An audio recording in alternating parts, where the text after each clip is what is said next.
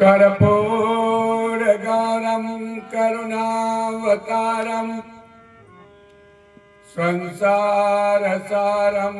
भुजगेन्द्रहारं सदा वसन्तं हृदयारविन्दे भवं भवानी सहितं नमामि। नीलाम्बरश्यामलकोमलाङ्गं श्वेतासमारोपितवामभागं पाणौ महासायकचारुचापम् नमामि रामं रघुवंशनाथम्।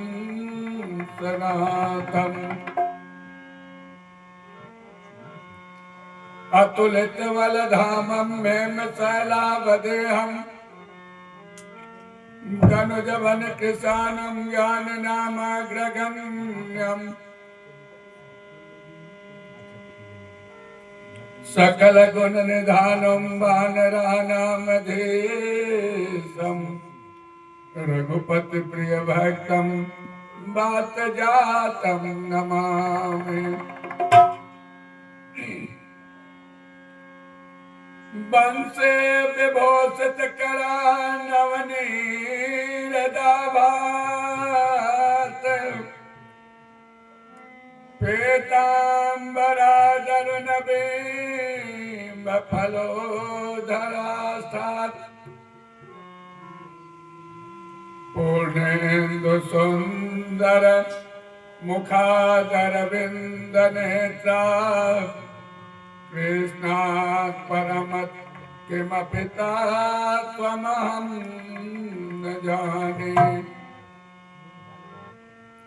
ध्येयं सदा परिभवाग्नमभीष्टदोहं तीर्थास्पदं शिवविरञ्चिनुतं शरण्यं भृत्यार्तिहं प्रणतपालभवाधिपतं वन्दे महापुरुषते चरणारविन्दम्।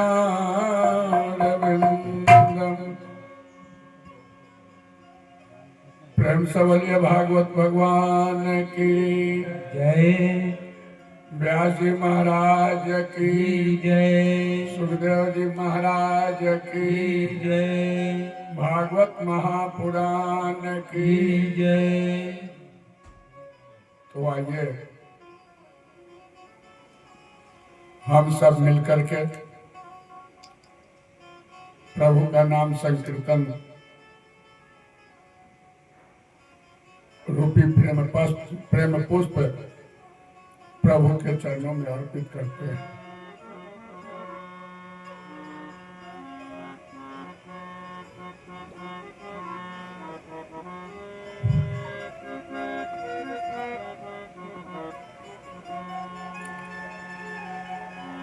जय जय राधा रमन हरि बोल, जय जय राधा रमन हरि बोल, जय राधा रमन हरि बोल, जय जय राधा रमन हरि बोल, राधा रमन हरि बोल, जय जय राधा रमन हरि बोल, जय राधा रमन हरि बोल,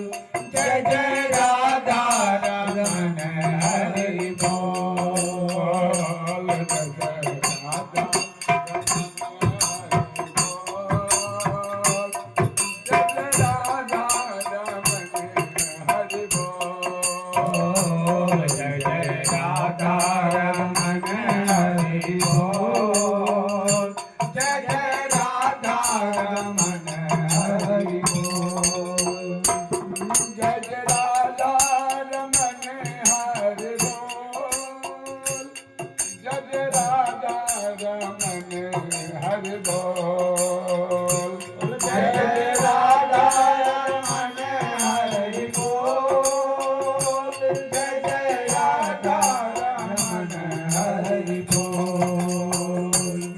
जय जय राधा रमन हरि बोल। जय जय राधा रमन हरि बोल। जय जय राधा रमन हरि बोल। जय जय राधा रमन हरि बोल। राधा रमन हरि बोल। जय राधा रमन हरि बोल। जय जय राधा रमन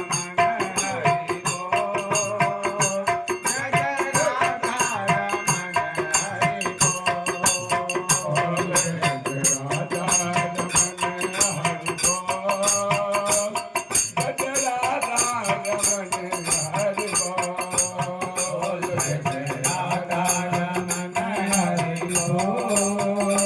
जय जय राधा रमन हरि बोल।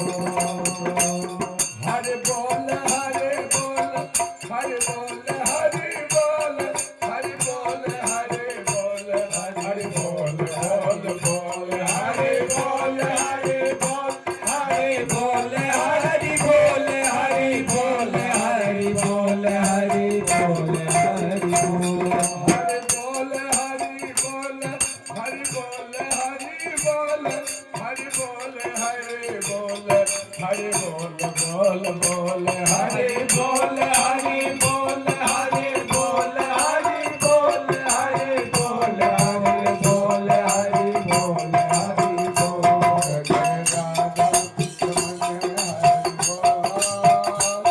जय राधा रमन हरि बोल। जय राधा रमन हरि बोल। जय राधा रमन हरि बोल।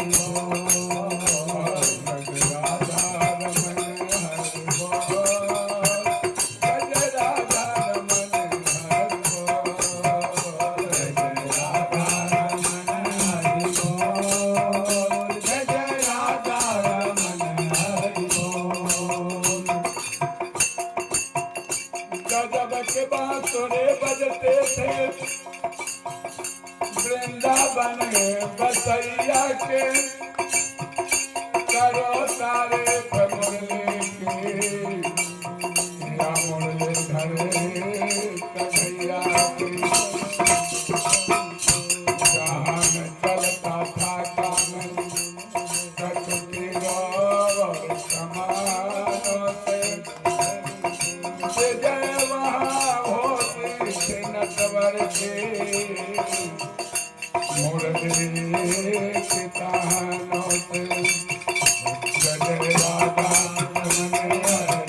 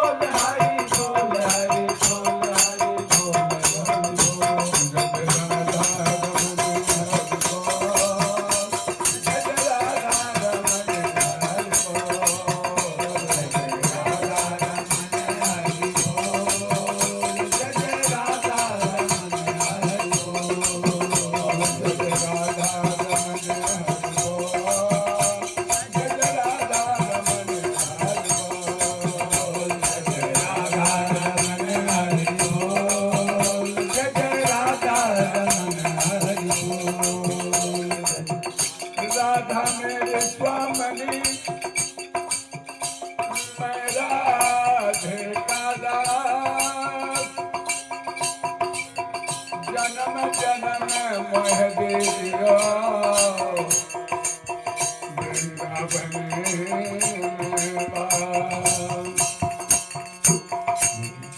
जय जय श्री राधा रमन जय जय नवल किशोर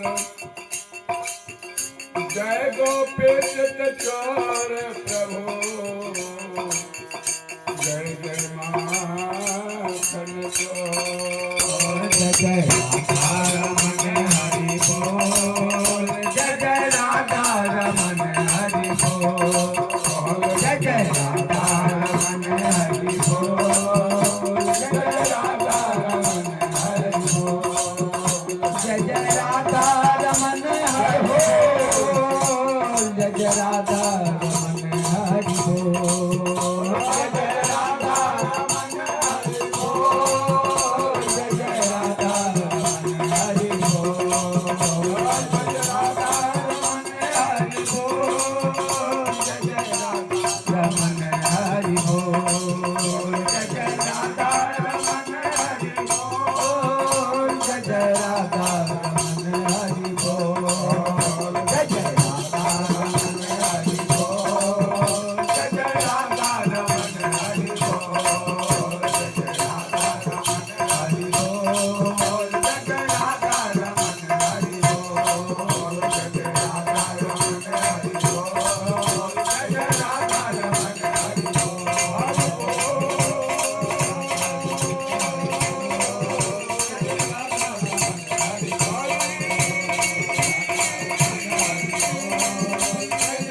हरि बोल जय जय राधा रमन हरि बोल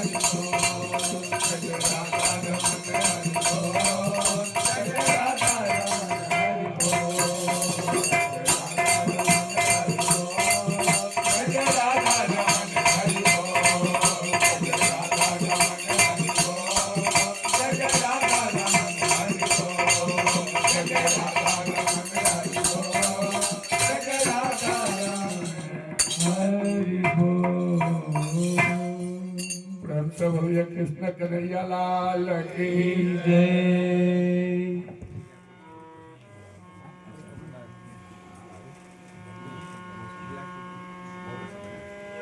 शांताकारं भुजगशयनं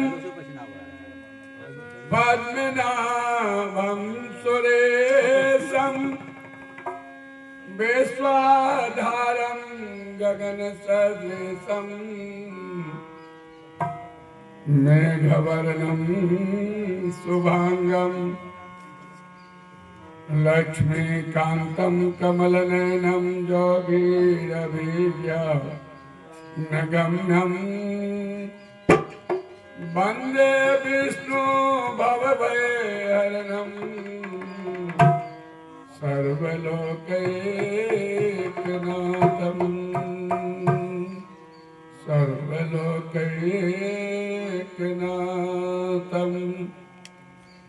प्रेम सोले भागवत भगवान की सच्चे दरबार की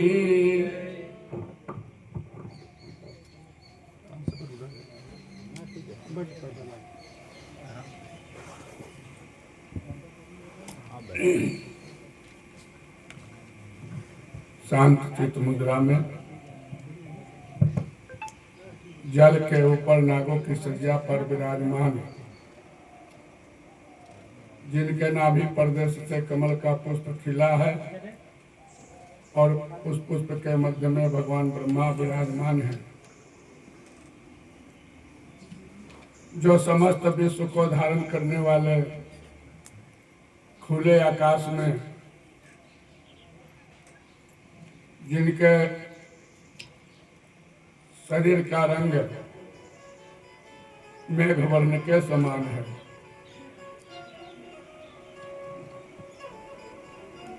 जिनके नेत्र कमल के पुष्प के समान है, जिनके चरणों में मैया सदैव सेवा में रत है,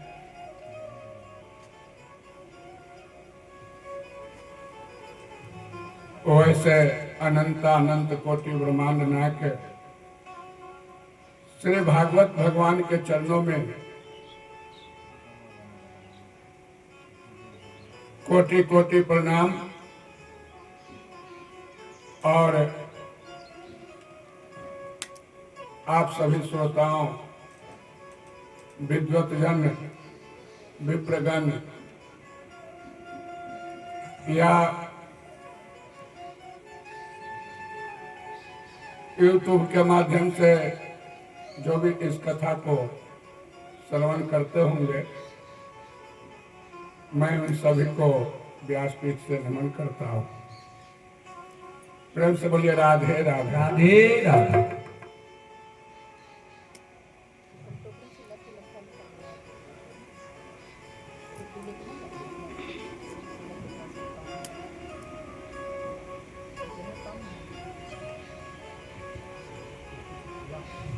आज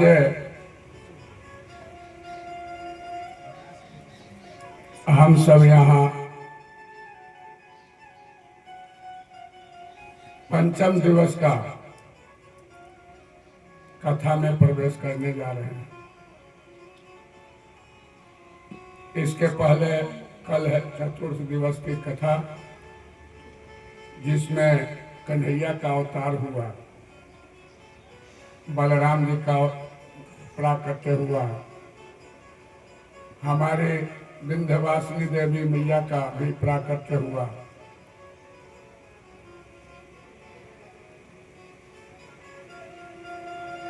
वासुदेव जी अपने माथे पर रख करके कन्हैया को स्वयं गोकुल नंद बाबा के यहाँ पहुंचाते हैं। जिस समय वे कान्हा को लेकर के निकले थे,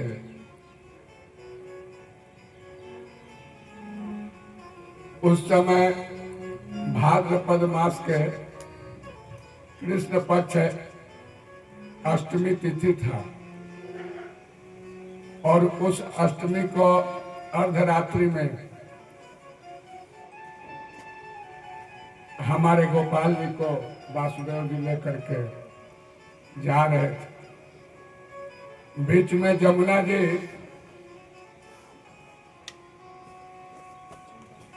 जल से जलमग्न हो रही थी।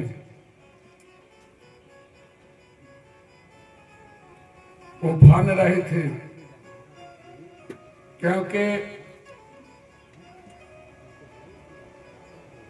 जमुना मैया को अपने स्वामी का दर्शन होना था, उनको आशीर्वाद प्राप्त करना था। प्रफुल्लित हो रही थी। उसी समय वासुदेव जी जब जमुना जी में प्रवेश किए, तो उस समय जमुना जी के मन में ऐसा हो रहा था कि हम आज अपने स्वामी का कैसे चरण छू लें। वासुदेव जी धीरे धीरे प्रवेश किए। इधर से जल स्तर बढ़ते जा रहा है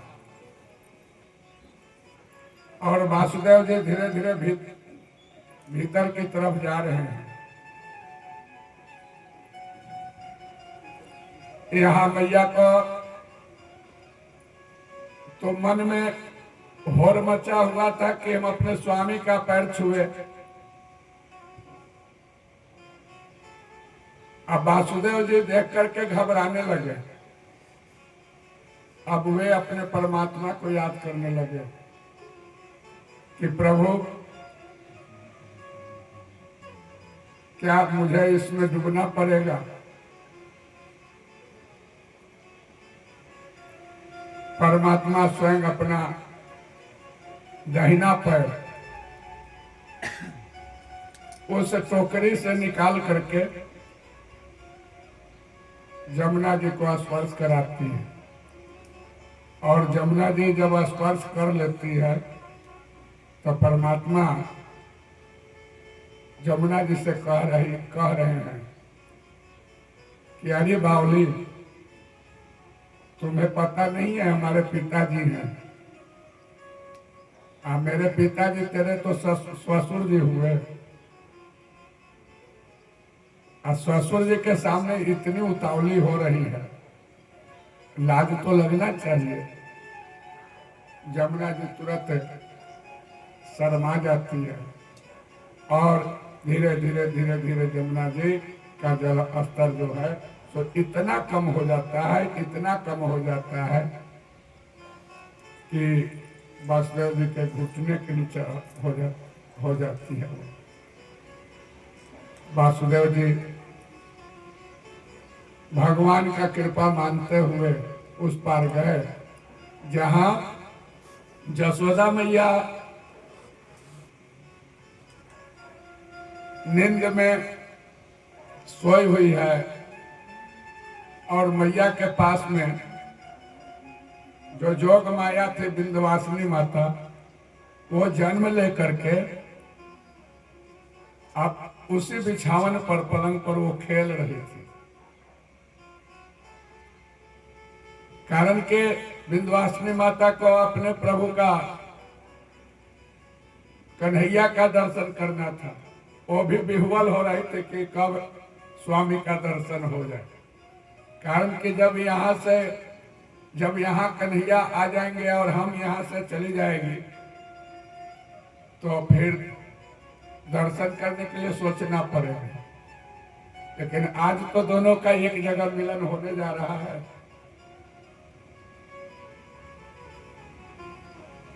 मैया व्यग्र है, वासुदेव जी पहुंचे। परमात्मा के कृपा से उस अंधेरी रात में भी अपने आप नंद बाबा के महल का किवाड़ खुलते चला गया।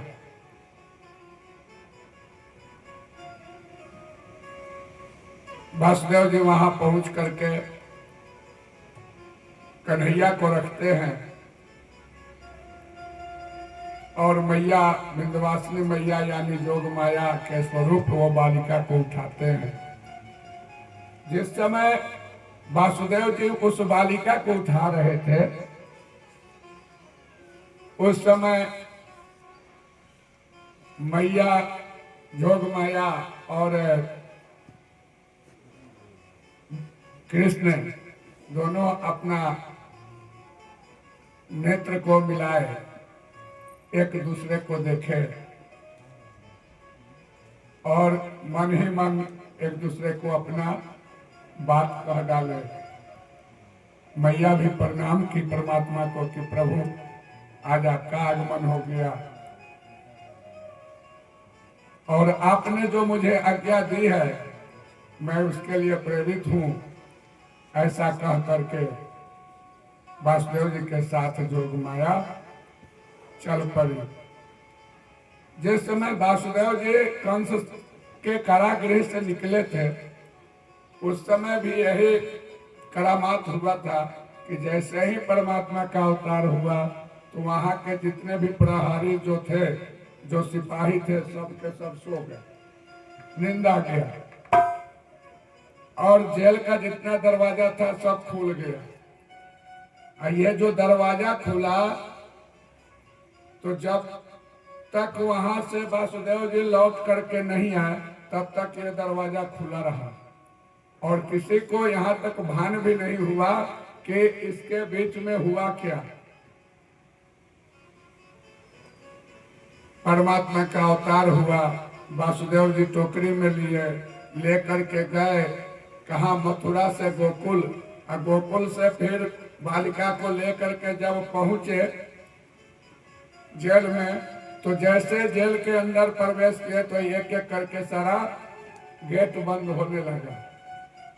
और जब वासुदेव जी उस बालिका को ले जा करके जब देवकी के गोद में दिए, एक बार तो बहुत प्रसन्न हुई देवकी।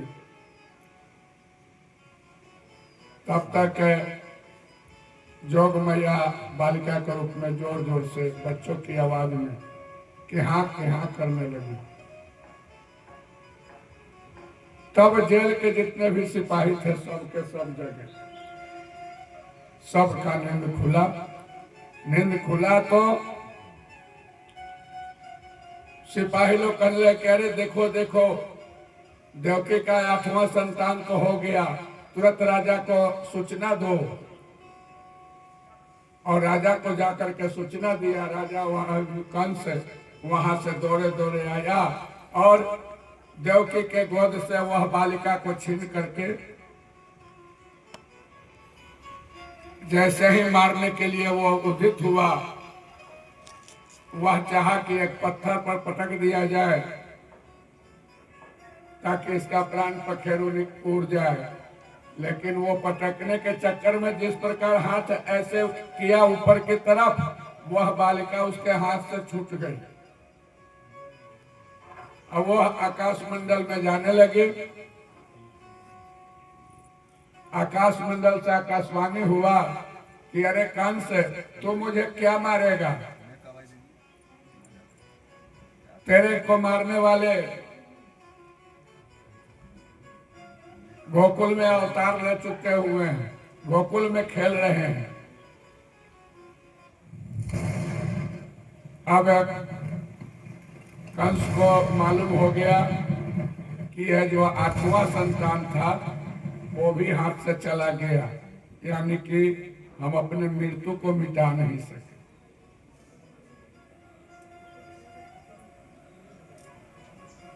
जो मृत्यु लोक में आया है वो मृत्यु को कैसे मिटा सकता है?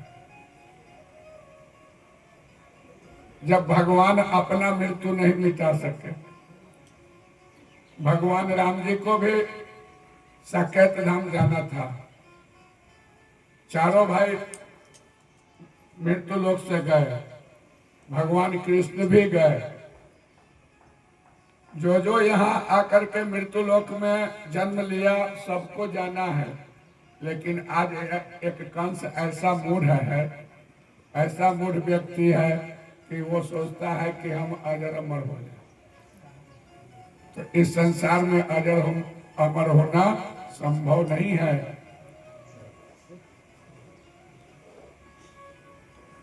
यहाँ नंद बाबा को बहुत प्रातः पता चला कि हमको एक लल्ला हुआ है।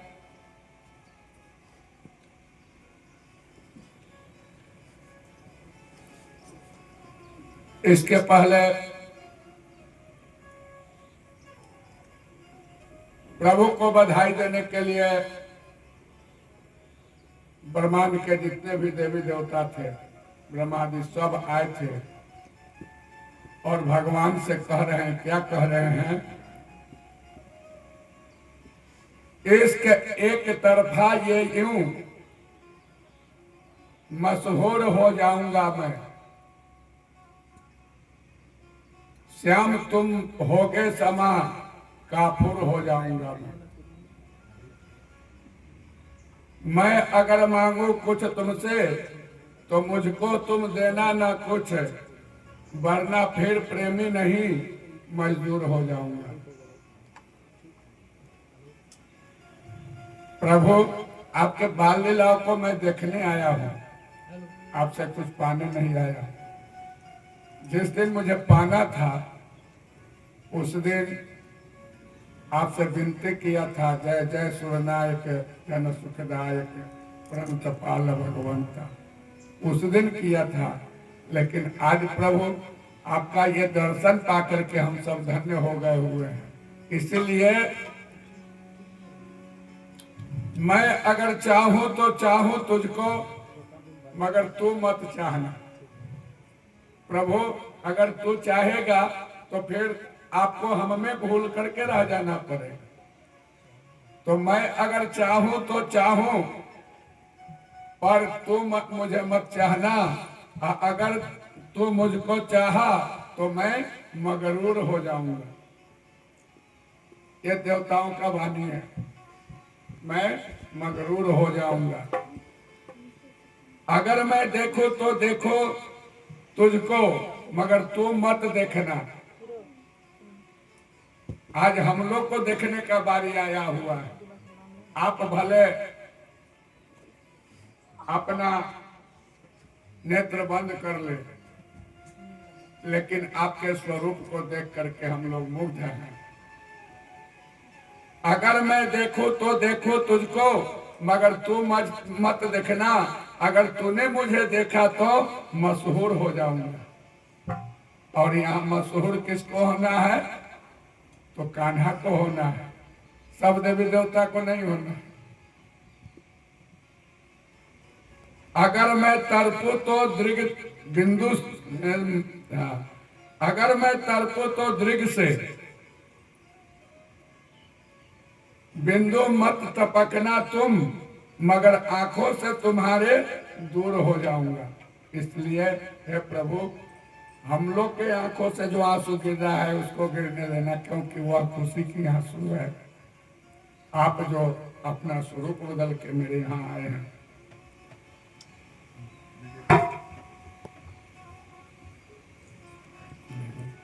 भाई नहीं होती है तो देवता लोग भी वहां पहुंच गए और देवता लोग भी बधाई गा रहे हैं। गोकुलवासी जितने भी थे सब के सब बधाई गा रहे हैं। आइए एक हम लोग मंटू जी के साथ बधाई गाते हैं भगवान का। अरे जन्मे है कृष्ण कन्हैया गोकुल में बाजे बधैया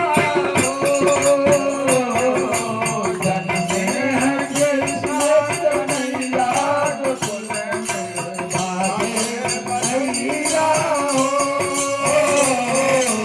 जन्मे है कृष्ण कन्हैया गोकुल में बाजे बधैया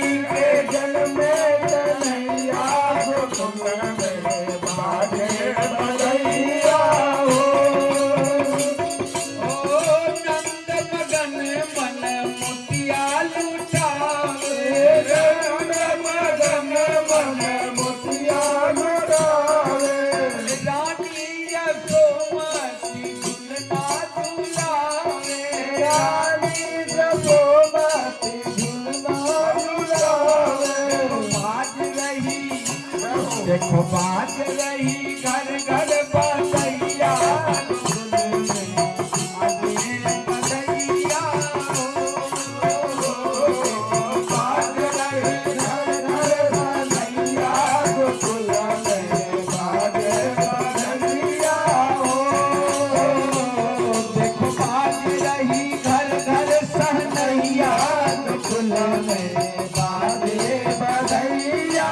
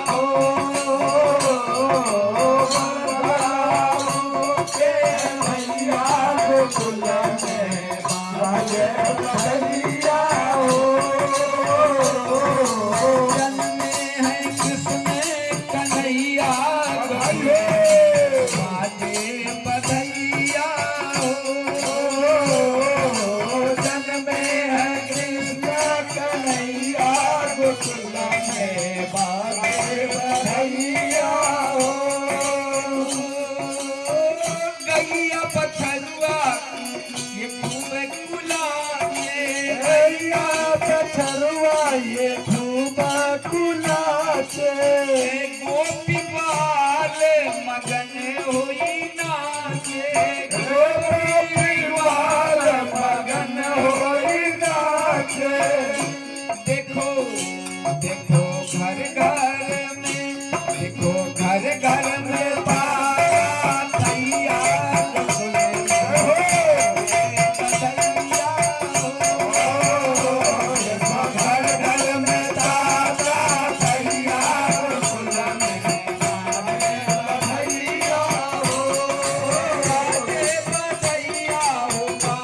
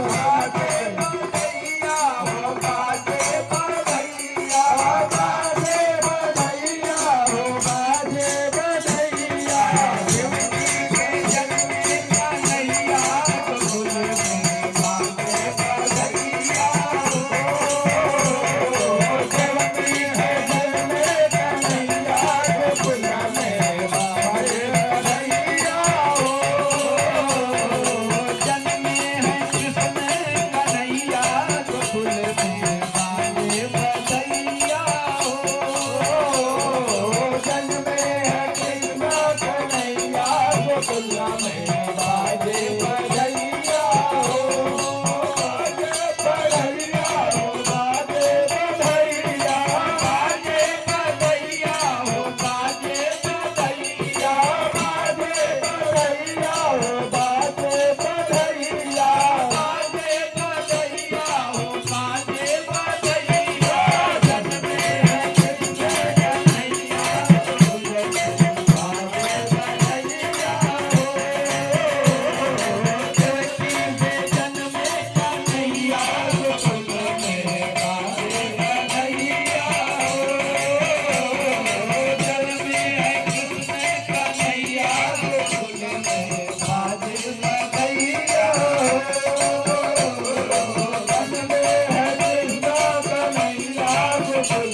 बाजे बधैया हो,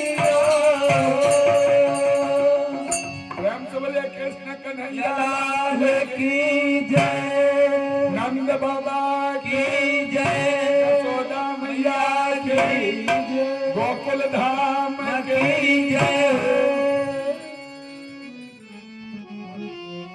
आज परमात्मा का उत्सव जन्मोत्सव गोकुल में मनाया जा रहा है। इधर कंस को बेचैनी बढ़ते चला जा रहा है,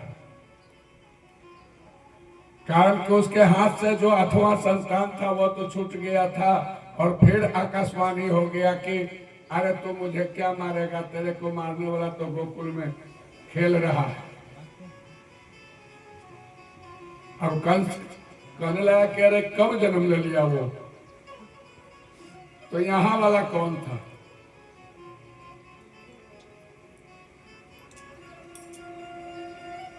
कंस को घबराहट हो रहा है,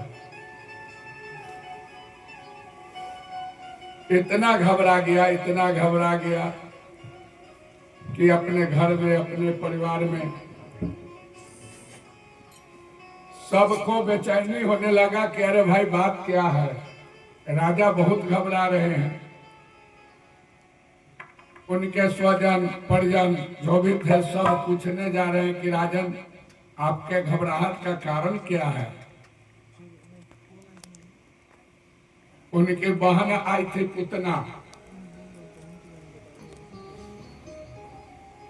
पुतना कंस की बहन थी, वो भी आई कि अरे भैया, अरे भाई मेरे भाई के ऊपर संकट आया हुआ है, वो बहुत घबरा रहा है, एक बार चल करके तो उसका खबर लो। तो पुतना भी आई, लेकिन कंस को घबराया हुआ देख करके उतना से रहा नहीं गया। उतना पूछने लगी कि अरे भाई क्या हुआ तुमको, तू इतना घबरा रहा है। कंस कहने लगा कि बहन जो आकाशवाणी हुआ था ना कि देवकी का 8वां संतान ही तेरा काल होगा, आज वो जन्म ले चुका हुआ, लेकिन पता नहीं यह विष्णु का ऐसा माया है कि जन्म लेना था उसको यहाँ पर जेल में, लेकिन वो तो जाकर गोकुल में कैसे न कैसे जन्म ले लिया। इसलिए मुझे मन घबरा रहा है, बेचैनी हो रहा है।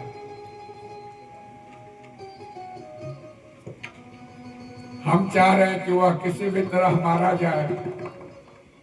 उतना कहने लगे कि भैया आपको तो याद होगा कि जब हम तपस्या किए हुए थे तो ब्रह्मा जी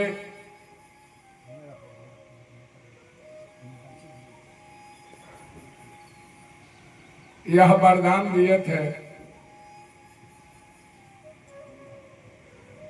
कि तुम्हारा भगवान के हाथों मृत्यु होगा, मुक्ति होगा। तो मैं आपको भरोसा दिलाती हूं कि आप घबराएं मत, हम अपना स्वरूप भी बदल सकते हैं। तो मेरी यह योजना है कि अपने स्तन में माहुर लगा लूं। माहुर मतलब जानते हैं ना आप सब, विष जहर लगा लूं और गोकुल में पहुंच करके जितने भी जन्मजात बच्चा है सबको दूध पिलाते जाऊं और सब के सब मर जाएंगे। अगर उसी में तेरा अगर काल होगा कहीं, वो भी मरेगा।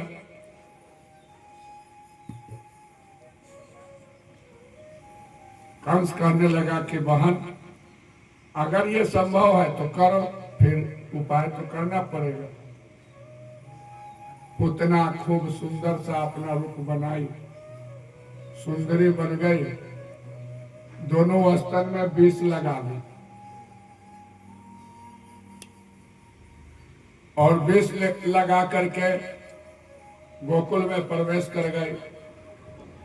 लेकिन गोकुल में पता ही नहीं चल रहा था, कारण कि भगवान का जब अवतार वहां गोकुल में जन्मोत्सव मनाया जा रहा था तो एक नंद बाबा के घर में नहीं मनाया जा रहा था, घर घर में जन्मोत्सव मनाया जा रहा था।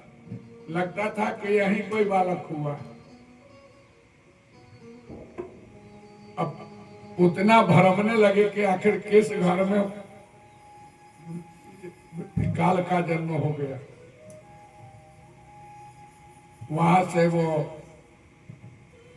घूमते घूमते आई कहां, तो देख रही है कि एक बहुत बड़ा और सुंदर सा भवन है। इस जगह बहुत भीड़ लगा हुआ है। हो न हो हमारे भाई कंस का मृत्यु कहीं यहीं तो जन्म नहीं तो ले लिया। एक सुंदर रूप तो बनाई ही थी और धीरे धीरे उस भीड़ में घुस करके भीड़ को फाड़ते हुए आगे बढ़ने लगी।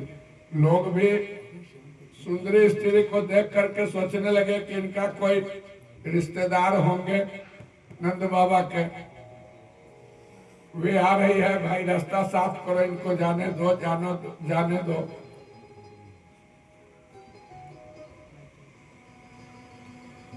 उतना वहां से आंगन में पहुंच गई जहां यशोदा मैया अपने लल्ला को पालने में झूला रखी थी। वहां जब आंगन में पहुंचने लगी, किसी ने पूछा कि आज तक तो इस सुंदरी को मैंने देखा नहीं था, देखी नहीं थी, तो ये कौन सुंदरी आ सकती है यहाँ? किसी ने उससे पूछ दिया कि देवी आप कौन हैं? तो वह क्या जवाब दे कि हम यशोदा की बड़ी बहन हैं। वो लोग और सम्मान देने के अंदर ले गया कि भाई जसोदा माई का बड़ी बहन आ गई तो इससे बड़ा क्या, ये इस बच्चे का मौसी आ गई, सोच रही है। जसोदा माँ को खबर मिला कि आपकी बड़ी बहन आई है। जसोदा माँ कहने लगी कि हमारी बड़ी बहन कौन हो सकता है, हमारे पास तो कोई बड़ी बहन है नहीं। तब तक वो आंगन में पहुंच गई। अरे यही तो देवी है, यही तो देवी है, यही तो कह रही थी। जसोदा ऊपर की तरफ मुंह करके उसको निहारने लगी। तो ये क्या बोल रही है कि जसोदा तो हमको पहचान नहीं रही है, लेकिन पहचानोगे कैसे? तुम्हारे विवाह के बाद,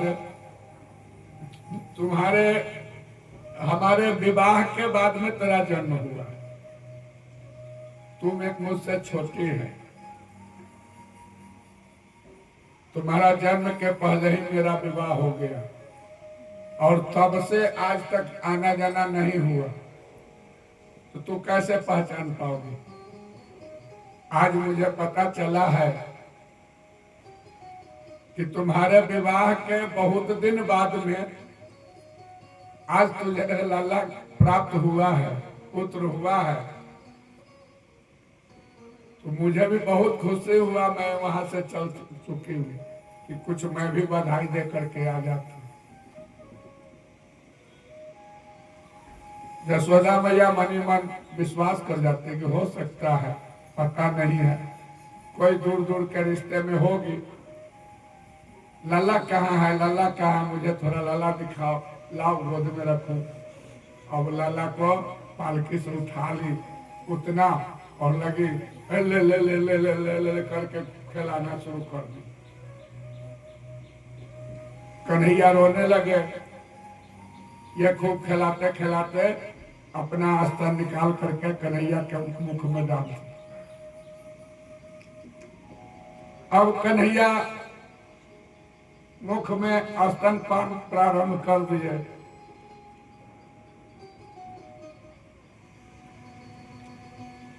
अब स्तनपान कर रहे हैं कन्हैया। जब तक दूध मिला तब तक तो ठीक है, उसके बाद जो उतना को जो मन में बीत रहा है वो भगवान ही जाने। अब रक्त खींचना शुरू कर दिए भगवान।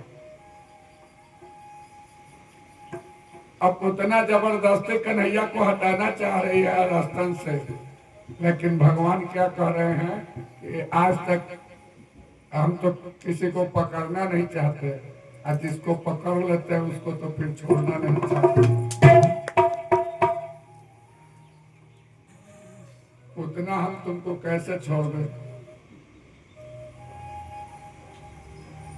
अब जब शरीर में व्यथा प्रारंभ हुआ तो वो अपना रूप भूल गई पुतना, और अपनी असली रूप में आ गई राक्षसनी का। और कन्हैया छोड़, ऐ कन्हैया छोड़, ऐसा जोर जोर से चिल्लाने लगी। वो छोड़ने वाले थे नहीं। अब एकाएक पुतना कन्हैया को साथ में लिए हुए ही उड़ गई वहां आकाश मंडल में, और उड़ करके कुछ दूर आगे जा करके आप एक बार पृथ्वी पर ध्यान से गिरा और उसके प्राण पखेरु उड़ गए। सब जोर जोर से चिल्लाने लगे, लल्ला को देखो, लल्ला को देखो। लल्ला कहाँ गया? सब जाकर के देख रहे हैं तो भगवान तो पुतना के छाती पर दूध पान अभी तक कर रहे थे। फिर जाकर के तो भाई अब पुतना को लाया कि अब कैसे जाए, कारण कि उसका तो शरीर 64 कोष में था।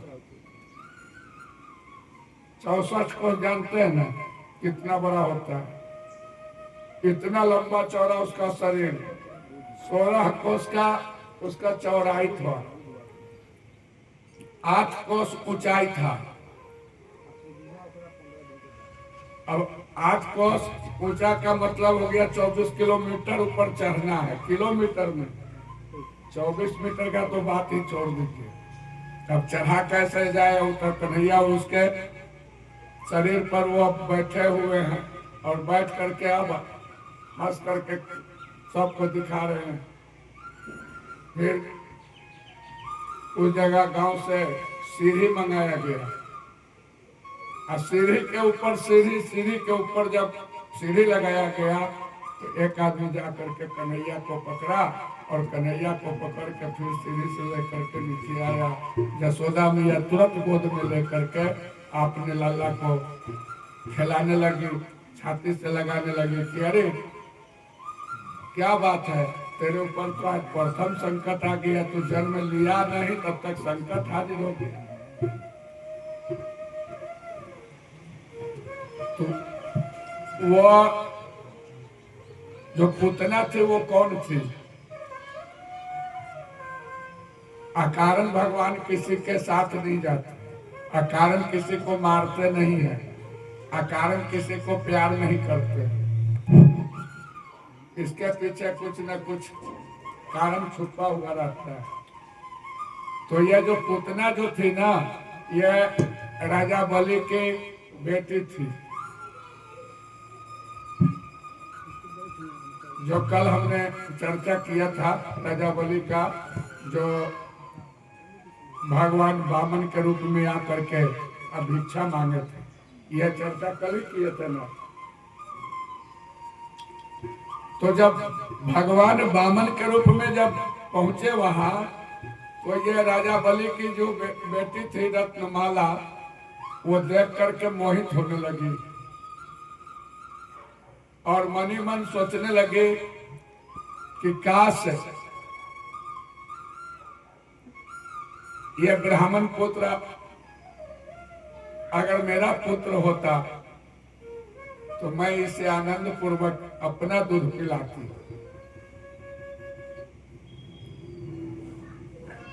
इस भाव को भी भगवान समझ गए, वो तो अंतर्यामी है।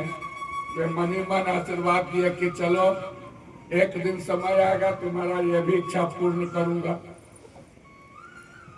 और जब राजा बलि का सर्वस्व भगवान 3 पग में माप लिए और अपने पैर से सुतल लोक में जब राजा बलि को भेजाए, उस समय रत्नमाला को क्रोध आ गया और वो क्या मनी मन कहने लगे कि अरे ये तो ब्राह्मण बालक बहुत दुष्ट है, इसको तो मन कर रहा है कि जहर चटा करके इसको मार दूं।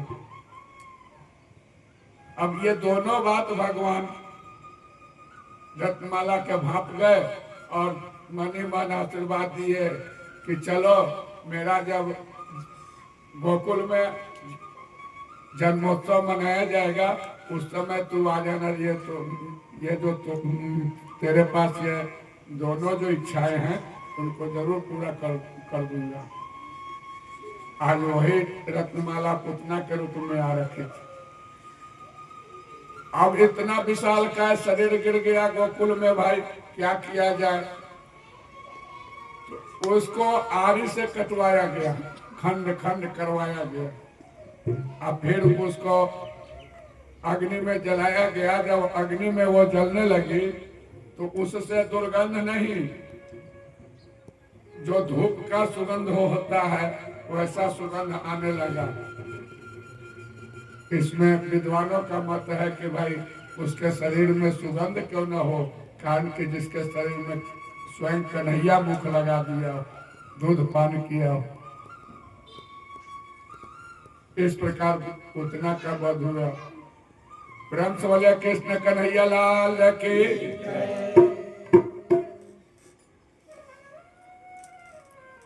वहां से कन्हैया को लाया गया। फिर यशोदा मैया तुरंत गौमूत्र गोबर इत्यादि का पान करवाई, कान्हा को शुद्ध की स्नान ध्यान कराई। लेकिन वहां कन्हैया को देखने के लिए आने का हमेशा लाइन लगा रहा। प्रतिदिन लोग आते थे। इसी के अंदर में हमारे भोले बाबा लेके गौरा जी के साथ अपने मैया पार्वती जी के साथ, कारण के जब रामावतार में भोले बाबा पहुंचे हुए थे तो वो किनके साथ, तो कागभूषुंडी जी के साथ। इस बात को मैया पार्वती से बताने लगे कि हम भी गए थे लेकिन हम तुमसे चुपे चले गए थे। मैया पूछने लगे कि तो हमसे क्यों छुपाए, हमको क्यों नहीं ले चले, राम जी का अवतार हुआ था, हम भी आनंद लेते। तो शंकर भगवान बोले कि देखो ये मेरी योजना नहीं बनाया हुआ था, अब ये राजेंद्र जी का योजना है, ये कुंभ ले जाने के लिए तैयार है। अब इसमें हमारा कोई और आकर के सेट होना चाहेगा तो हम क्या उत्तर देंगे, कहेंगे कि नहीं ये तो राजेंद्र जी का योजना है, राजेंद्र जी लेके किसको जाएंगे पता नहीं। बाबा कहने लगे कि ये तो कागभूषुंडी जी का बनाया हुआ योजना था, हम कागभूषुंडी जी के साथ गए हुए थे, हम आपको कैसे लिए जाते। तो आज मैया का इच्छा को पूर्ण करने के लिए, आज कन्हैया को देखने के लिए ये दोनों प्राणी वहां से आ रहे हैं कन्हैया का दर्शन करने के लिए। आइए कैसे,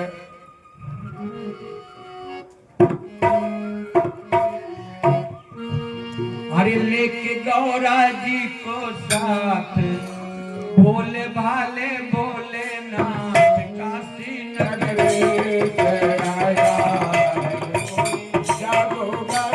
लेके गौरा जी को साथ, भोले भाले भोलेनाथ काशी नगरी से आया। भोले काशी